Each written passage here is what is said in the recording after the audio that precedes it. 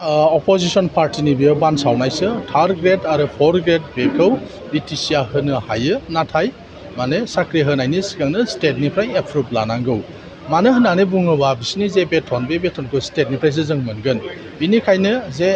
third grade आरो fourth ग्रेडखौ interview होनायनि सिगां जाहाथे स्टेटनिफ्राय एप्रुभ लायो सेंसन लायो बे बाथ्राखौसो बुंनाय जादों जे स्टेटनाव पारमिसन लानानैसो होनांगौ बायदिसिना बुंनाया बे नंखाय बाथ्रा सिगांबो बेबायदिनो जाखादोंमोन स्टेटनिफ्राय एप्रुभ लानांगौ मानोना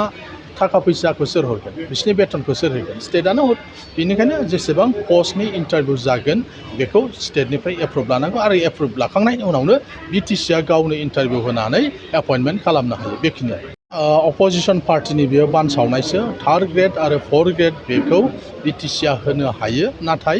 माने साख्रि होनायनि सिगांनो स्टेटनिफ्राय एप्रुभ लानांगौ मानो होननानै बुङोबा बिसोरनि जे बेथन बे बेथनखौ स्टेटनिफ्रायसो जों मोनगोन बिनिखायनो जे